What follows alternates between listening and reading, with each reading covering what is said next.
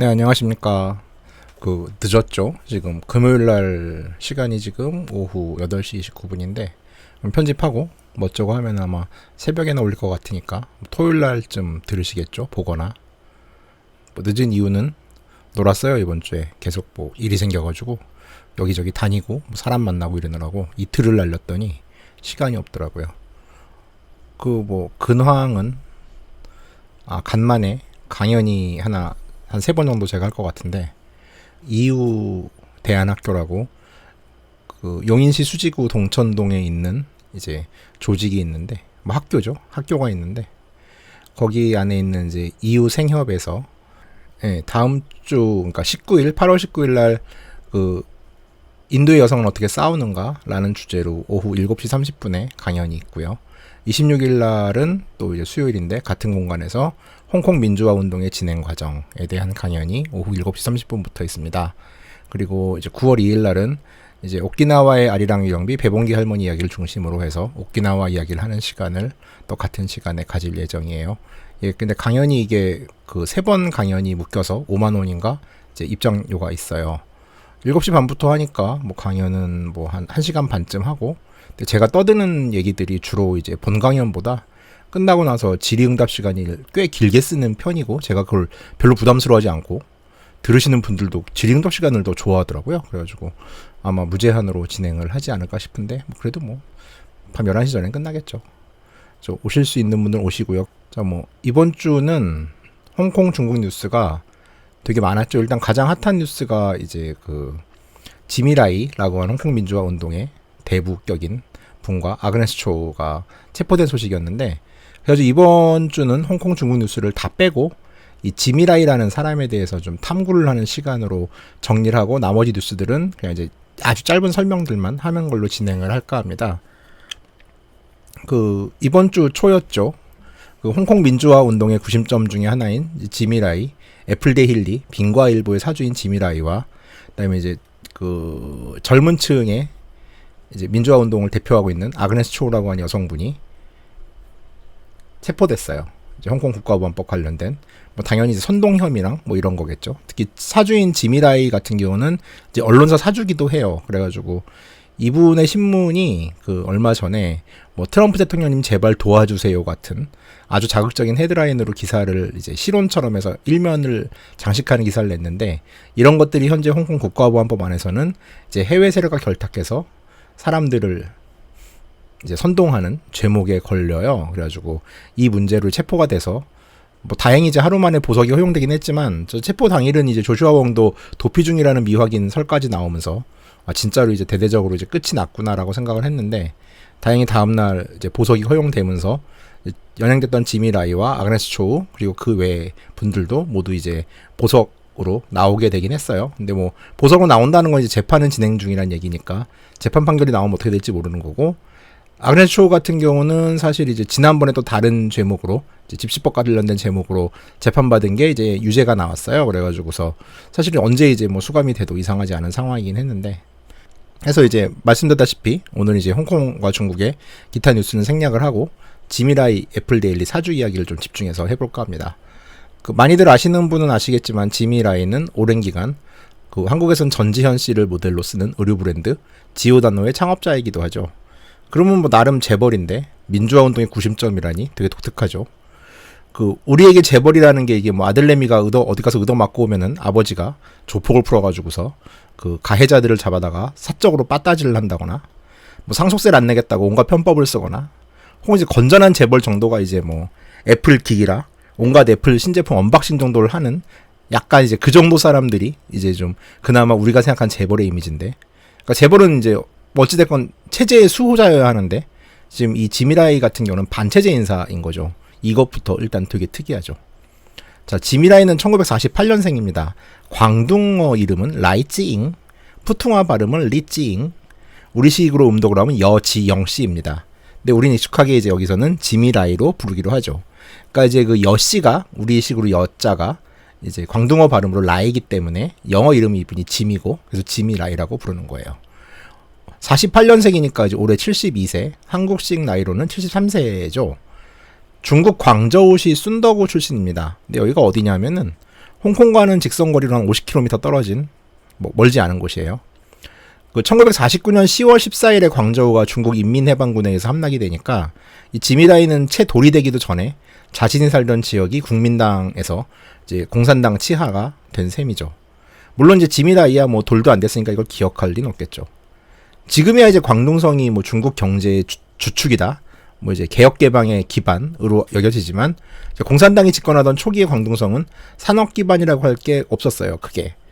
특히 초기 공산당의 경제 계획, 그러니까 이제 중화인민공화국의 경제 계획은 지금과 달리 해안 중심 도시들을 개발하는 게 아니라 이제 옛날에는 뭐 고립된 국가였기 때문에 수출을 할 일이 없잖아요. 그러니까 지금은 이제 중국 동해안에 주요 도시들이 있지만 이때는 이제 경제 기반이 수출 중심이 아니기 때문에 내륙에 집중되어 있었고, 근데 그러다 보니 이제 광동은 어떠한 지리적 이점도 있을 수가 없었죠. 게다가 이제 오랜 기간 이제 청나라 때부터 이제 광저우가 유일한 대외 무역항으로서 역할을 하다 보니까 자본주의가 좀 비교적 빨리 들어간 도시였죠. 그러다 보니까 자본가들이 많았고 약간 반동의 도시처럼, 그러니까 상하이와 광저우 같은 경우는 좀 중공산당 집권 초기 얘는 이제 거의 반동들이 드글드글한 개화시키고 교화시켜야 될 도시, 적폐 도시, 요즘 언어로는 그렇죠,로 받아들여졌어요.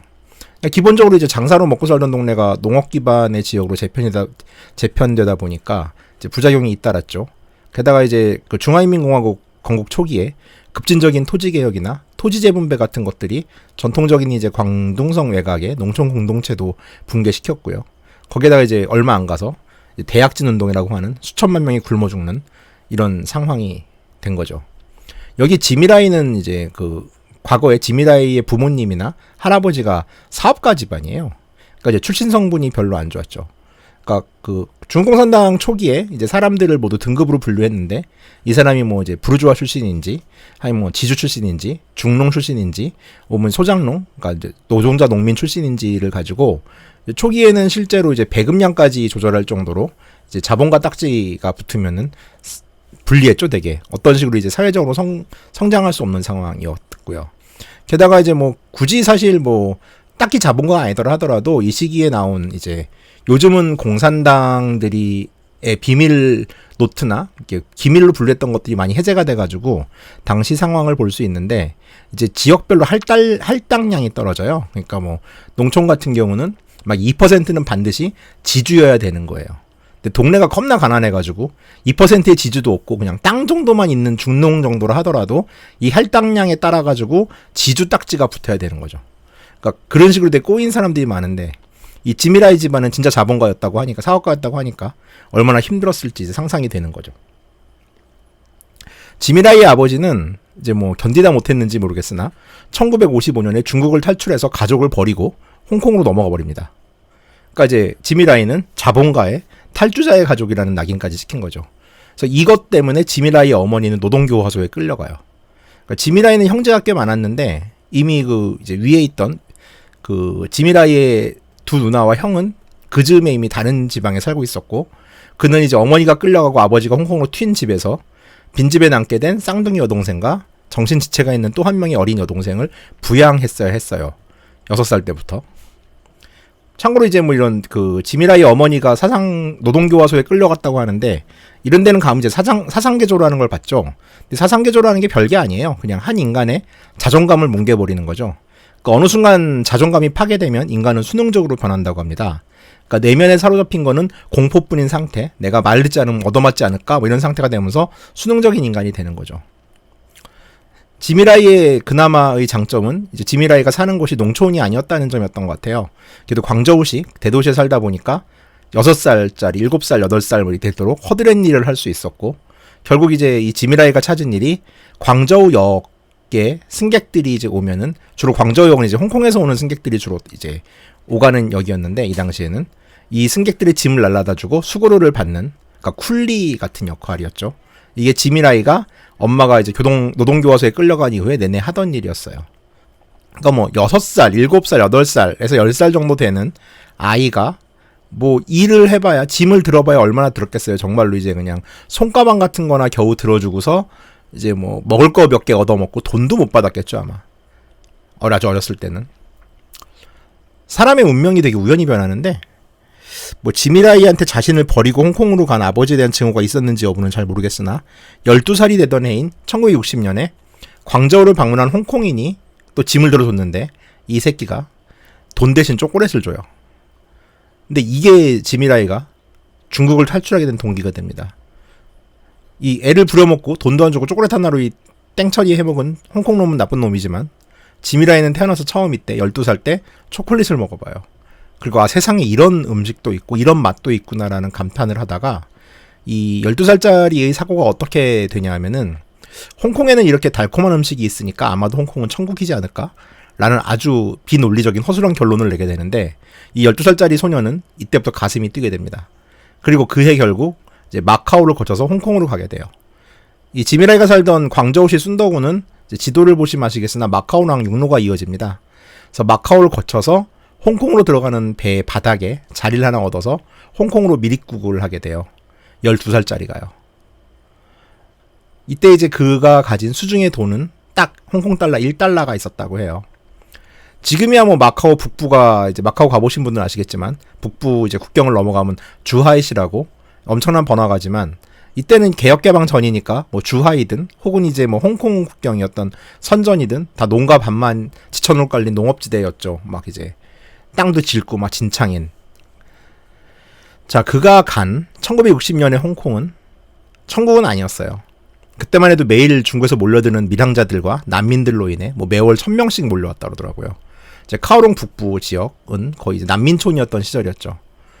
자, 뭐 그쵸? 그는 홍콩 1홍콩 달러만 들고 이제 호롤단신으로 홍콩에 도착했는데 다행히 이제 그때 홍콩은 어떤 분위기였냐면은 제조업 화랑기였어요.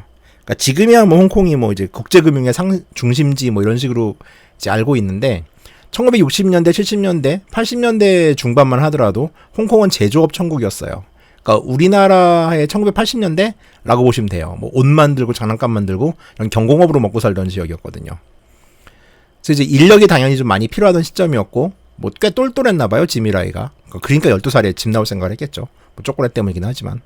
그래서 홍함이라는 지역, 홍함은 어디냐면은 이제 그 카오롱 반도에서 가장 중요한 중심지, 우리가 아는 뭐 이제 페닌슐라 호텔 있고 막 이런 데가 이제 침사추이라는 지역이고요. 침사추이에서 동쪽으로 가면은 이제 그 주거타운이 있어요. 과거에는 이제 공장지대였는데 지금은 베드타운이 됐는데 그 지역을 홍함이라고 하는데 이 홍함에 있는 한 가발 공장에 취업을 합니다. 12살짜리가 뭐 취업을 했으니까 지금 기준으로는 이제 아동노동이죠. 당시 월급은 3홍콩 달러였대요. 아마 애니까 덜 줬을 것 같긴 해요. 무학이긴 했지만 꽤 똑똑했나 봐요. 아, 참고로 이제 이분은 결국은 최종 학력이 이제 초등학교 졸업이 되는데 12살부터 가발로 공장에서 노동자를 시작을 해서 20살 때 무려 공장의 총 지배인이 됩니다. 뭐 여긴 공장이 한 뭐 노동자들이 한 30명 정도 있는 작은 공장이긴 했는데 어찌됐건 인정을 받은 거죠. 여기에 또 운도 따라서 이 시기에 번 돈으로 주식에 손을 대는데 나름 또 대박이 나요. 그러니까 눈썰미가 있는 사람이 돈 버는 사람들이 따로 있긴 하죠. 제 꼴을 봐도. 스웨터 생산 업체인 코미텍스를 인수합니다. 그러니까 뭐 거의 27살 때인데 이때가 1975년이에요. 홍콩으로 밀항한 지 15년 만에 27살 때 사장님이 되는 거죠. 당시 홍콩은 이제 말씀드렸다시피 홍콩의 80년, 한국의 80년대 같은 분위기였고 경공업 제품들이 주로 이제 미국이나 유럽으로 판매되던 그런 시점이었어요. 그 사이에 이제 홍콩은 좀 변화가 있어서 지미라이는 이제 10대 때 12살에 넘어왔으니까 무학으로 넘어왔으니 학교를 다닐 틈이 없었겠죠. 이때 학교를 이제 홍콩에서 늦게 만학으로 초등학교를 다녀요. 그리고 영어도 독학으로 배워서 어느 정도 회화할 수 있는 수준이 된 상태에서 뉴욕으로 출장을 갑니다. 그리고 그때 피자라는 걸 처음 먹어봐요. 이 지미라이의 인생에서 이제 음식이 항상 어떤 계기를 만들어주는 것 같은데 뭐 중국을 탈출하게 된 계기도 초콜릿이다시피 그 피자를 포장한 냅킨에 이런 놀라운 이제 뭐 이렇게 맛있는 음식이 있어라고 보는데 피자를 이제 아마 조각 피자를 먹었나 봐요. 그래서 피자를 이제 냅킨에 싸서 이제 먹다가 그 냅킨에 있는 글자를 딱 보는데 지오다노라고 써 있는 거예요. 이게 아마 이제 냅킨 업체의 상호거나 혹은 그가 먹은 피자집의 이름이었을 가능성이 높은데 이 지오다노라는 글자를 보고서 이거 말이 되게 어감이 좋네? 라고 해서 이거 어느 나라 말이냐고 물어봤더니 아마 이 당시 이제 뉴욕에도 이제 이탈리아 사람들이 좀 피자집을 했겠죠? 이탈리아어라는 걸 알아요. 그러면서 혹시 내가 만든 옷에 그러니까 스웨터였겠죠 이때는 아마 만든 옷에 이 상표를 붙이면 사람들이 이탈리아 브랜드로 착각하지 않을까? 라는 생각을 해요. 정말 사고가 좀 유연하고 재밌는 사람이죠. 이게 지오다노라는 브랜드의 탄생 스토리입니다. 그래서 1981년도에 지오다노가 이렇게 탄생을 해요. 지미라이는 이때 33살이었는데 초기에는 이제 그 캐주얼 브랜드가 아니라 약간 고급 의류를 파는 의류 소매상으로 시작을 해요. 그러니까 이름만 이제 지오다노를 따온 거죠. 그러니까 이탈리아 브랜드처럼 보기만 한 게 아니라 실제로 고가 옷을 파는 매장이었는데 이게 잘 되진 않았나 봐요. 그러니까 지미라이는 이 시기 이제 미국으로 왔다 갔다 하면서 프랜차이즈에 대한 공부를 합니다. 80년대에 초등학교 졸업인 사람이 영어를 독학해가지고서 대단하죠. 그래서 맥도날드나 막스앤스펜서, 갭 같은 청바지 회사죠,를 보면서 단순한 제조 공정과 저가의 고품질이 성공 사례라고 파악을 하게 되고 그 후에 이제 드디어 캐주얼 전문 제조 회사인 지오다노를 지금의 지오다노와 같은 것을 실질적으로 창업을 하게 되죠. 그 결과는 대성공. 1991년에는 홍콩 증시에 상장되기에 이릅니다.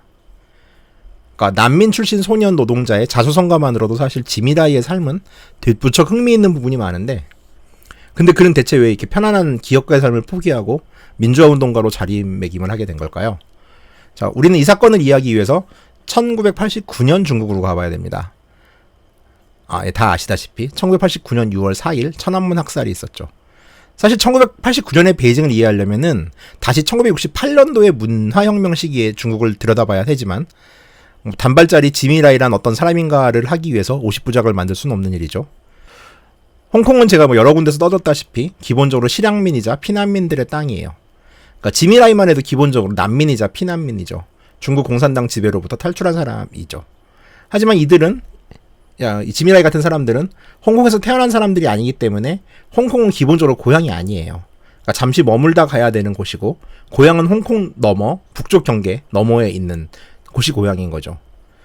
지미라이는 아마 청년 노동자 시절에 홍콩을 뒤흔들었던 1967년에 벌어진 홍콩 좌파 폭동이라는 걸 경험했을 거예요. 이때는 이제 문화혁명 시기였는데 이제 그 중국의 영향을 받은 수많은 이제 노동자들이 노동쟁이를 빙자해서 이제 식민지 타도 투쟁을 벌인 거죠. 그때는 영국 식민지였으니까. 이 혁명은 이제 좌파 폭동은 실패로 끝나게 돼요. 기본적으로 영국이 방어에 성공해야 되는데 이 사태로 인해 가지고 영국 정부는 이제 홍콩을 이 상태로 나누면 안 되겠다라는 걸 깨닫게 되고 대대적인 사회 개혁을 합니다. 그러니까 공공 임대 아파트도 이 시기에 왕창 생기고 그다음에 의무교육제도 같은 것들도 생기고 이제 의료 복지 같은 것들이 이제 막 충원이 되는 시기인데 그래서 이 시기에 지미라이가 학교를 다니거든요. 그러니까 홍콩의 의무교육 자체가 60년대 후반부터 시작이 되었으니까. 근데 지미라이는 어차피 중국 사람이죠. 기본적으로 중국에서 홍콩으로 온 사람이 됐고 이제 약간의 피난지로서 홍콩을 이용했던 사람이기 때문에 중국이 조국이라는 생각에는 변함이 별로 없었던 것 같아요. 그러니까 아그네스 초 같이 혹은 조슈아 원 같이 홍콩에서 태어난 젊은 세대랑은 좀 사고방식이 다를 수밖에 없죠. 사고가. 근데 이제 지미라이가 생각하는 그 조국이 참 족같은 조국입니다. 이게 대사가 좀 이상하네요. 여기서 말하는 조국은 나라, 중국이란 뜻이에요. 즉 지미라이에게 조국은 돌아갈 수 있는 땅이고 그리워야 하는 고향이지만은 현재의 그 조국인 중국이 이제 갈 수 없는 곳인 거죠. 그러니까 중국이 홍콩과 같은 정치적 자유가 이루어져야 조국 혹은 고향으로 마음 편히 갈 수 있고 그걸 꿈꾸는 세대로서 성장할 수밖에 없었던 거예요. 많은 홍콩의 이제 이 실향민들은 문화혁명 때 학을 뗐고 중국에 대해서. 근데 문화혁명이 실패하고 결국 이제 덩샤오핑이 집권한 후 중국은 개혁개방을 하죠. 그리고 이 개혁개방에 대한 기대가 중국 사람만큼 높았던 사람들이 바로 홍콩 사람들입니다. 그러니까 지금은 비록 경제개혁만 이루어지지만 언젠가는 정치개혁이 이루어지겠거니라는 희망이 있었던 거죠. 이게 중국을 잠깐 좀 아주 짧게 설명을 하자면은 이제 78년도에 이제 마오쩌둥이 죽죠. 그리고 나서 이제 4인방이라고 하는 문화혁명을 이제 거하게 저질러 놓은 사람들도 사실 이 사람들이 모두 책임을 지게 되는데 마오쩌둥이 빠지고 이제 숙청을 당하게 되고 그 문화혁명 당시에 이제 수많은 사람들이 막 하방이라는 이유로 혹은 이제 뭐 쫓겨나가지고 고향에서 쫓겨나서 노동자가 됐잖아요. 그러니까 사실 이제 문화혁명 이후에 탄생한 중국의 모든 지도자들은 다 문화혁명의 피해자들이에요. 덩샤오핑도 그랬었고 장쩌민 같은 경우는 도피 생활을 했었고 그다음에 지금의 국가주석인 시진핑 같은 경우는 자기 아버지인 시중셴이 숙청을 당해서 노동자 교화소 공장 같은 데로 간 바람에 이 사람 시진핑 자신도 이제 하방돼서 그 산시성에 있는 시골에서 청년기를 보냈죠. 청소년기를 보냈죠. 그러다 보니까 모두가 피해자인 상황인데 이제 마오쩌둥이 죽고 나서 이 사람들이 다시 복권을 했잖아요. 쫓겨난 사람들이. 그러면 이제 내가 왜 쫓겨났는지에 대한 설명을 사람들한테 해야 돼요. 옛날에 내가 역적으로 물러 쫓겨났는데 지금 지도자가 됐으니까. 그리고 문화혁명 시기에 수많은 사람들이 이제 그런 식의 피해를 받기 때문에 이 사람들에 대한 명예회복을 해줘야 될 일이 생기게 됩니다. 이게 이제 소위 말하는 1979년도 베이징의 봄이라고 하는 중국에서 벌어진 짧은 민주화 시기의 얘기예요. 그리고 이 상태에서 많은 사람들이 명예회복이 실제로 이루어지게 되고, 이제 과거에는 홍위병들이 이제 뭐 반대파를 타도하기 위해서 마오쩌둥을 빨개 썼던 대자보 문화 같은 것들이 민주화를 위한 민주화 요구에 실제적인 이제 대자보의 역할을 하게 되는 거죠. 게다가 1980년도에 중국은 선거법이 개정이 되면서 이때부터 처음으로 지역 인민의회 대의원들을 주민들이 직접 선출할 수 있게 돼요. 그러니까 이제 다행히 개혁개방과 함께 문혁이 무너지면서 이제 민주화에 대한 기대치들이 늘어나요. 그러니까 간선투표 권리가 있는 대의원이나마 직접 선출할 수 있다는 거는 이것만 해도 중국으로서는 당시에 큰 변화였고, 홍콩 사람들도 마찬가지로 중국을 바라보면서 그 미친 문화혁명이 끝나고 이제 중국이 좀 변화하지 않을까? 좀 더 나아지지 않을까? 라는 열망을 동시에 키워간 거죠.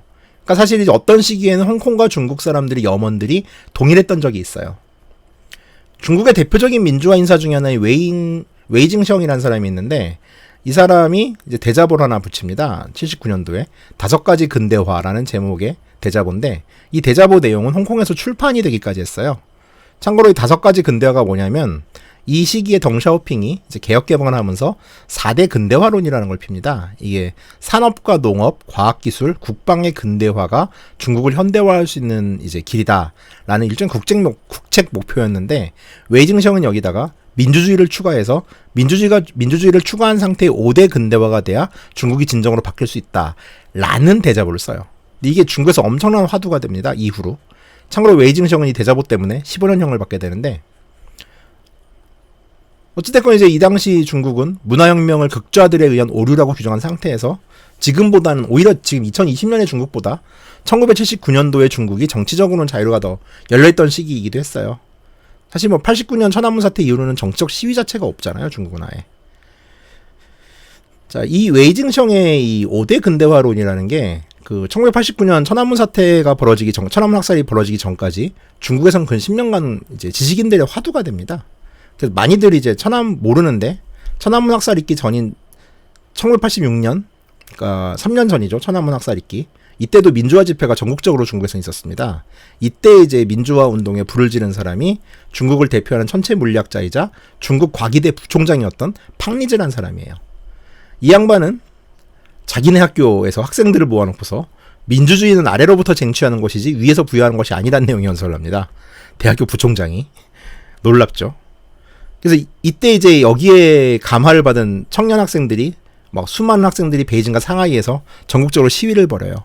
그리고 학생들은 이제 이 민주주의를 넘어서 민주주의 이후에 경제적 자유와 법치까지 주장을 하게 되죠.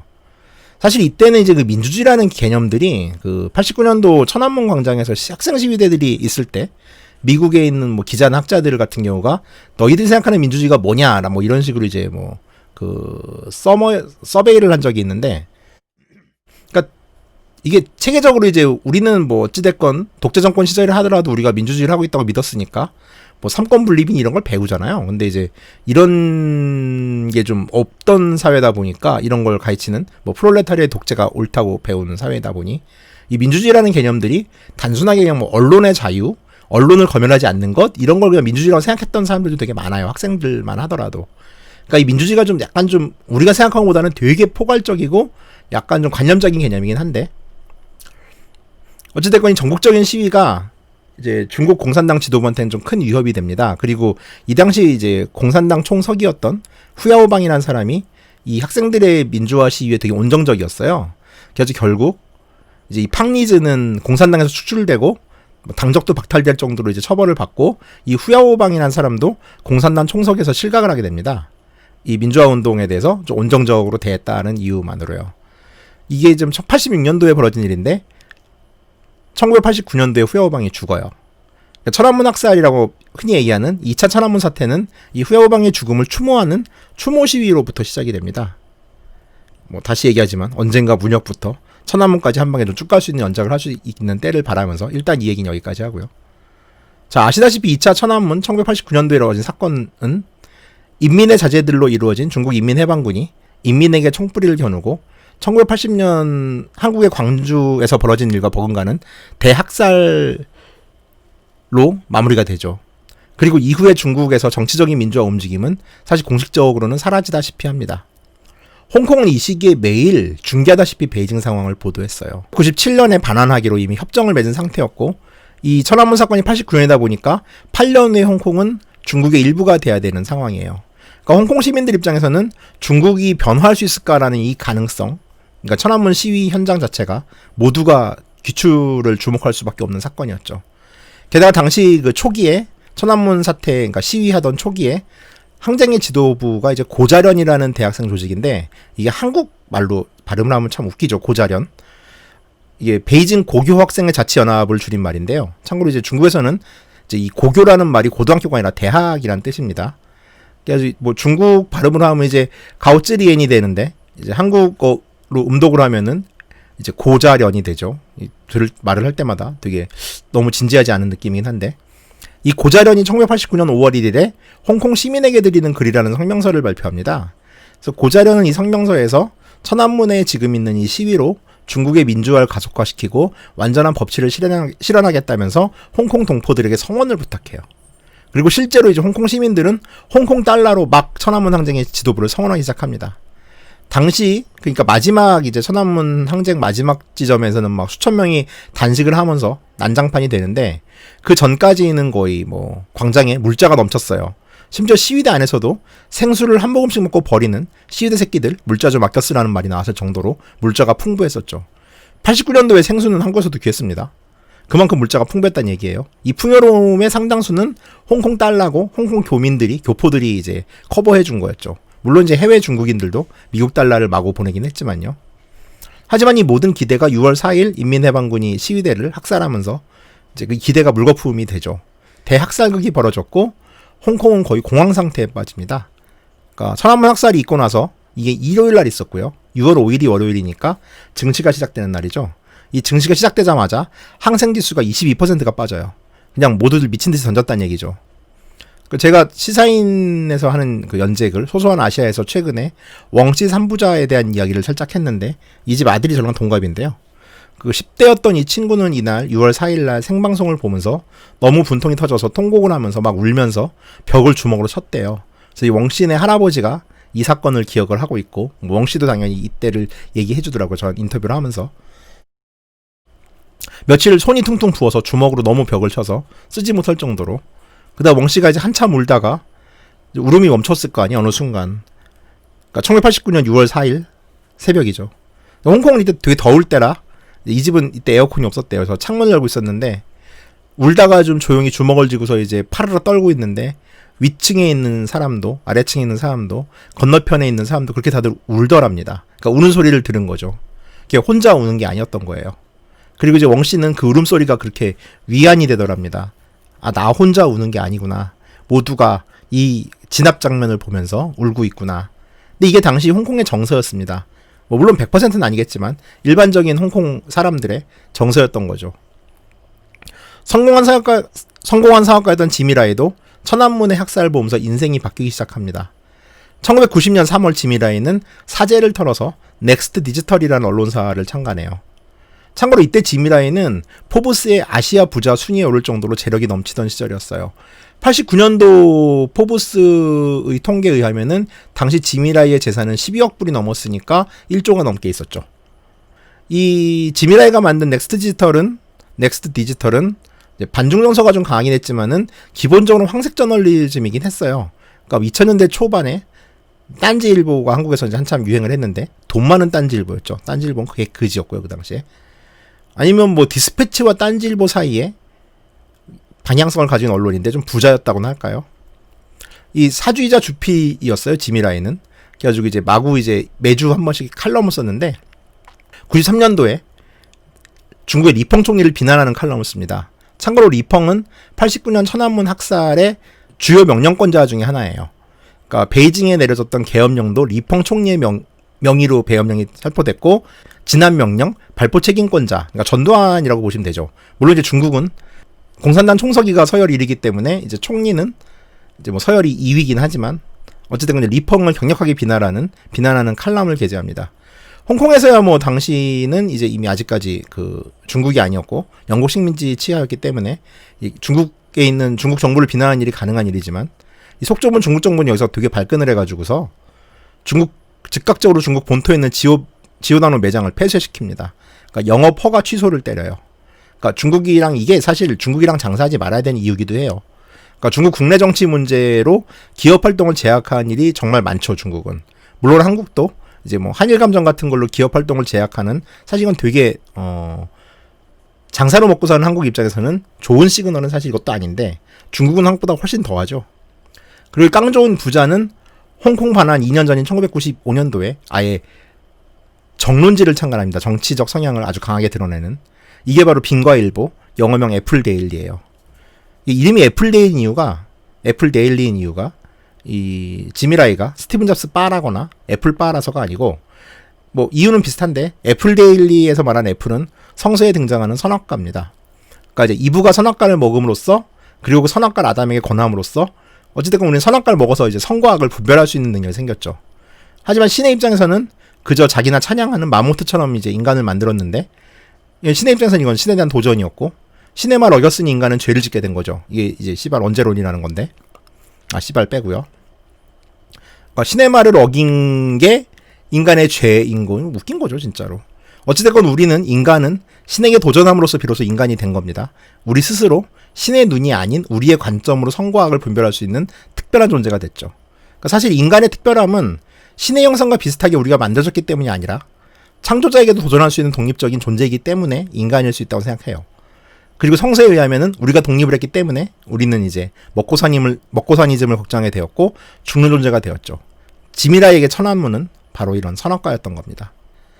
사실 넥스트 미디어 초기, 그 창설 초기만 하더라도 이 지미라이는 정치적인 성향을 드러내는 걸 무서워하지 않는 그냥 괴짜 부호에 가까웠어요. 그러니까 사실 애플데일리라는 매체만 하더라도 창간 초기에는 반중 성향이 있다 뿐이지 주요 기사 중에는 뭐 매춘부 리뷰 같은 완전히 뭐 한국에서는 상상도 할 수 없는, 그러니까 뭐 썬데이 서울 수준의 삼류 도색 기사들이 넘쳐났었고, 물론 이 또한 이제 지미라이가 말한 선악과의 영역이긴 하지만 말이죠.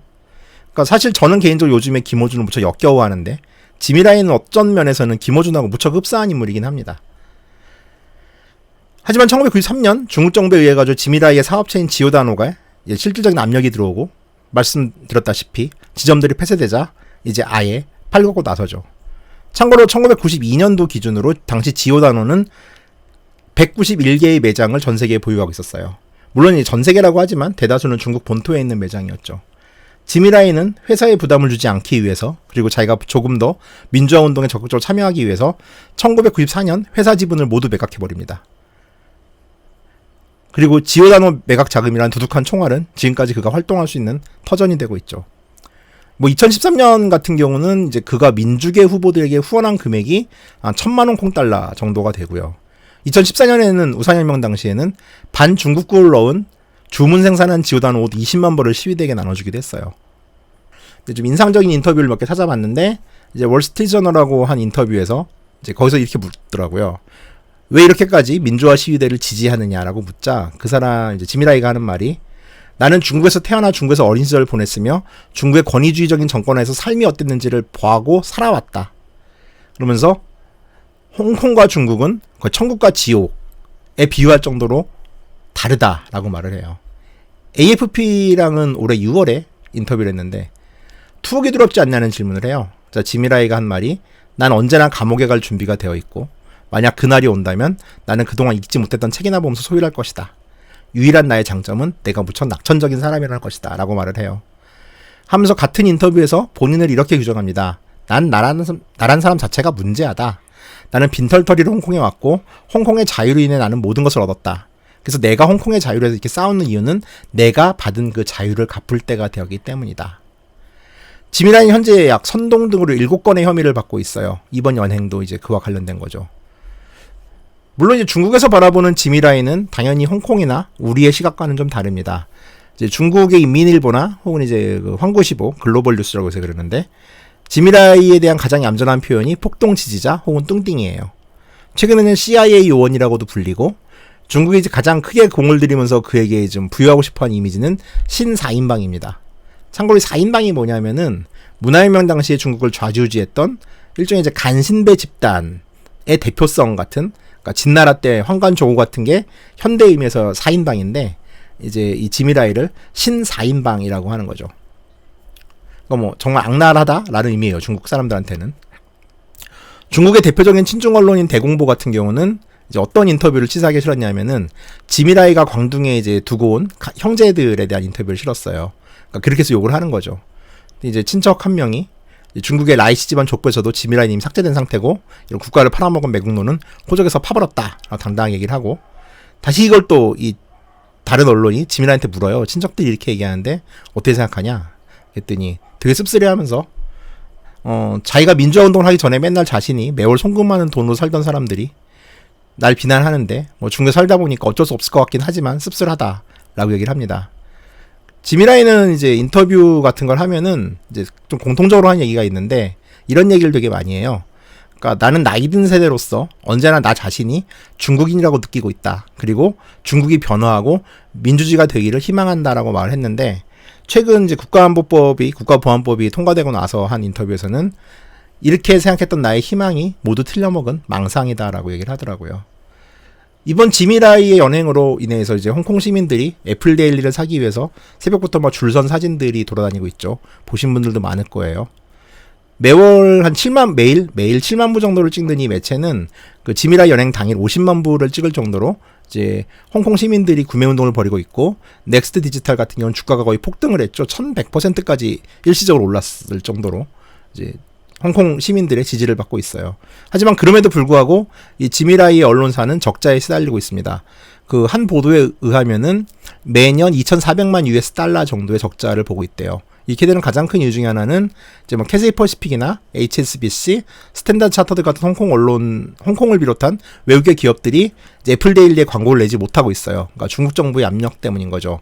그래서 이미 6, 7년째 거의 광고 없는 언론사로 지금 운영을 하고 있어요. 그러다 보니까 모회사인 넥스트 디지털은 지금 3년째 순손실을 기록 중입니다. 근데 뭐 그럼에도 불구하고 지금 지미라이 말은 내가 죽고 30년은 버틸 수 있다. 내 돈이면은 이라고 얘기를 하는데, 현재 지오다노에서는 지미라이의 지분은 없습니다. 하지만 지미라이는 이제 그 시위용 의류를 주문 생산할 때는 항상 지오다노의 공장 라인을 이용하죠. 그리고 지금의 경영진도 이제 지미라이와 친분이 있는 상태고요. 저는 지금도 지금 지오다노에 환타색 옷을 입고 녹화 중에 있습니다. 이게 지금 시간이 좀 늦고 옷을 입고 막 이제 뭐 제 그 인도놈 로 녹음을 하는 게 시간이 좀 세팅하는데 걸려가지고 그냥 이제 오늘은 목소리만 할 건데, 뭐 혹시 이 방송을 들으시는 분들 중에서도 이런저런 이유로 유니클로는 못 입겠다라면은 대신 지오다노라도 좀 구매하는 건 어떨까 싶네요. 자, 뭐 지미라이에 대한 이야기는 이걸로 끝을 맺고요.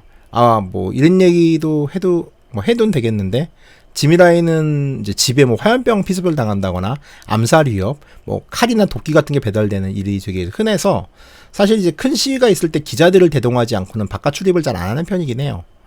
뭐 그런 위협에도 불구하고 씩씩하게 살고 있죠. 뭐 대단한 사람이라는 생각에는 변함이 없습니다. 그리고 이제 이게 만약에 뭐 좀 들을만 했다라면은 이제 뭐 조슈아 웡이나 아그네스 초우 같은 이제 민주화 인사들에 대한 열전식으로 가끔씩 이제 좀 얘기를 해볼까 싶기도 해요. 그래도 뭐 홍콩 중국 뉴스니까 잠깐 몇 가지 뉴스를 좀 이야기하자면은, 오늘은 그냥 이제 편집 빨리 할 거여가지고서 뭐 이렇게 기계 AI로 뭐 연합뉴스 8월 며칠자 뭐 이런 거 안 할 거예요. 일단 중국은 그 지난 시간에 말씀드렸다시피 선거를 연기해서 그 이제 1년간 지금 입법부가 없는 상태에서 그 캐리람이 중국 인민 대표자 회의, 중국 의회에 이제 그 홍콩 기본법에 대한 유권 해석을 요청했다고 그랬잖아요. 그래서 첫 번째 안은 이제 현재 있는 의원들의 임기를 1년 연장한다. 두 번째는 모든 입법위원을 1년간 중국이 새로 임명한다. 이 두 가지 가지고 지금 저울질을 하다가 현역 의원의 임기 연장을 하기로 이제 결정을 한 것 같습니다. 근데 이제 문제는 이제 다음 선거에 출마 자격이 없는 5명의 지금 현재 야당 의원 같은 경우는 이 1년간 임기 연장이 되는 경우에서 빠져요. 그래서 이제 민주파 의원들은 몇 명이 잘리는 상황이고요. 자, 그 다음에 홍콩 경찰은 신뢰할 수 있는 매체만 취재를 허용할 방침이라고 해가지고 또 논란이 일고 있는데, 뭐 이제 기본적으로 이제 언론을 통제하겠다라는 얘기죠. 그리고 중국이 BBC에 공개 경고를 했습니다. 신장 지역에 대한 가짜 정보를 수집해서 보도하고 있다라고 정부 차원에서 외교부가 비난을 하면서 아마 이게 좀 커지면은 BBC가 중국에서 철수할 가능성도 좀 있어 보이고요. 그다음에 중국은 지금 어찌됐건 앵글로색슨 나라들로부터 공격을 받고 있잖아요. 그래서 이틀 연속으로 캐나다인 마약 사범에게 사형을 선고했어요. 뭐 그런 뉴스가 있고요.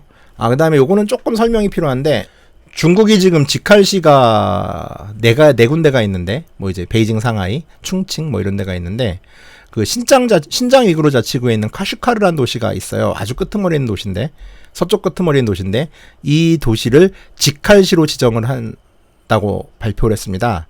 근데 지도를 보시면 아시겠지만 이 카슈카르라는 지역은 그 지금 현재 국경 분쟁 중인 인도의 그 가란 계곡하고도 멀지 않고요.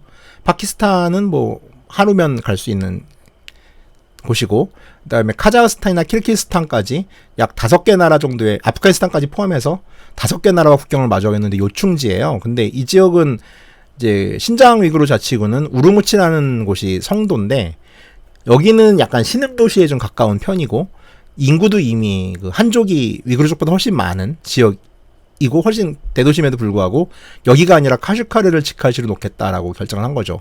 이 카슈카르 같은 경우는 한때는 독립국이었고 힌두교권이었던 적도 있는 정도 좀 오래된 무슬림 도시고 위구르 사람들이 훨씬 많이 살고 있는 지역이에요. 그러니까 인구 역전이 아직 이루어지지 않은 지역인데 이 지역을 직할시로 놓는 이유가 뭐냐? 라는 거 가지고 좀 갑론을박을 하고 있는데 아마도 정치적인 포석이겠죠. 그리고 중국 정부는 이걸 지금 카슈카르를 직할시로 나서 서부대 개발의 전초 기지로 삼겠다 그러는데 여기 뭐 서부대 개발 할 수 있는 무슨 이렇게 산업 기반인 도시도 전혀 아니에요. 카슈카르는. 그러니까 단지 이제 바둑으로 치자면 이제 허를 찔러서 중국과의 국경 문제도 있다 보니까 이 도시를 키우고 여기를 이제 거점으로 삼아가지고서 뭐 군사나 물류 같은 거를 좀 이제 좀 이동시키기 원활한 지점을 잡겠다라는 거겠죠. 티베트 라싸 같은 경우는 해발 고도가 일단 너무 높아가지고 사실 여기는 살기가 너무 힘들어요. 그래서 대도시를 키우기가 너무 무리가 있고 그래서 이제 사막에 있는 도시 카슈카르를 이런 식으로 좀 직할시로 놓겠다라고 생각하는 것 같아요. 자, 그리고 뭐 마카오는 지금 43일 연속 신종 코로나 신규 감염 확인이 신규 감염자가 없습니다. 그래가지고 지금 이 뉴스를 녹화하는 이제 지금은 8월 14일인데 자, 용인 살잖아요. 지금 오늘 난리 났죠, 용인 때문에. 용인 사는 게 낙이 되는 게 아닌가 무서울 정도로 걱정을 하고 있는데 뭐 그런 상황입니다. 뭐 제가 소개하는 이게 뉴스를 정말 이제 다 읽고 뭐 어쩌면 오래 걸리는데 제목만 호딱호딱 하니까 빠르네요. 그리고 홍콩 뉴스를 빼먹었는데 빼먹지 않았지. 아까 했군요. 몇 군데 몇 가지를 했죠. 뭐 신뢰할 수 있는 매체만 취재하겠다. 한 가지 빼먹은 뉴스 중에 하나가 이제 일본이 또 뭐 몇 주 전부터 계속 하는 얘기예요. 홍콩이 국제금융도시로서의 위치를 상실하면서 지금 싱가포르와 타이완, 일본은 홍콩에 있는 기업들 유치하려는 수많은 이제 구애작전을 피고 있는데 한국은 지금 뉴욕타임즈 오는 것만으로 막 땡큐인 상황이고 손을 놓고 있다고 그랬잖아요. 일본은 심지어 지금 홍콩 금융권에다가 뭐까지 약속하고 있냐면은 도쿄로 피난 오면은 3일 안에 허가증을 주겠다. 그러니까 이제 복잡하게 뭐 이제 법인 설립하고 이런 거에 대해 가지고 익스프레스로 특혜를 주겠다라고 공언을 하고 있어요. 그러니까 뭐 똑똑하죠. 진짜 한국 뭐 하는지 모르겠네요. 그리고 이거는 제가 옛날에 시사인에서 잠깐 얘기를 했는데 홍콩은 지금 그 식당들 중에서도 민주화 세력을 지지하는 식당과 이제 중국 정부를 지지한 식당으로 좀 갈려져 있어요. 그래가지고 이제 홍콩 시위대들은 민주화 운동을 지지한 식당을 노란색, 황색 마크를 붙여주고 이제 중국을 지지한 식당들에게는 흑색 마크 같은 걸 붙여서 이제 불매를 하려는 용도로 쓰고 있는데 이런 식으로 쓰는 앱들이 몇 개 있어요. 근데 그 중에 가장 대표적인 앱이 왓츠갭인데 이게 아마 중국 정부의 압력이겠죠. 왓츠갭에서 이제 그 시위대 친민주파 식당과 친중국파 식당을 구분하는 태그가 날아가는 내용을 골자로 한 업데이트가 좀 이루어졌고 지금 할 수 있는 방법이 별로 없어요. 그래서 이걸 확인할 수 있는 방법이 그래서 웹에서는 지금 이게 확인이 되는데 앱으로는 이제 그 민주주의 시위대를 지지하는 식당들을 골라서 거기서 밥을 먹을 수 있는 방법이 없습니다. 이거는 저도 홍콩 가이드북을 개정하면서 좀 살짝 노란색 태그라도 붙여가지고 지원을 할까 하는 거였는데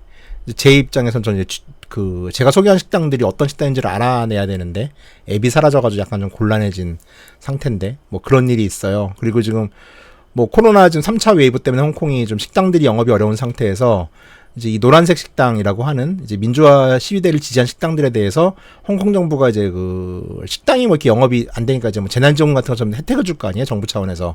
이 혜택에서 모두 제외를 시켜버리는 바람에 지금 식당들이 지금 영업도 제대로 못하고 정부 지원금도 못 받고 좀 위험한 상태라고 합니다. 네, 뭐 이 정도가 이번 주에 중국 홍콩 뉴스 서머리였고, 이번 주 메인은 지미라이에 대한 얘기였죠. 이게 좀 읽어보니까 좀 떠들다 보니까 약간 좀 지미라이를 좀 더 자세하게 더 해도 되는데 좀 부실하게 준비한 게 아닌가라는 생각이 좀 들기도 하는데, 요새 내내 너무 길었으니까 뭐 짧은 주도 한번 있어야죠. 전 내일 또 어디 놀러 가야 돼요. 그래가지고 인도도 지금 월요일날 못할 것 같긴 한데 뭐 하도록 노력을 해볼게요. 아무튼 감사하고요. 그 강연은 뭐 간만에 하는 강연이기도 하고, 물론 이제 용인이라서 이거 좀 강연 엎어지는 건 아닌가 싶기도 해요. 지금 코로나 환자가 하도 생겨가지고. 네, 그럼에도 불구하고 혹시 들으실 분들은 신청하셔가지고 텍사스 개떼처럼 몰려와 주시기를 희망합니다. 감사합니다.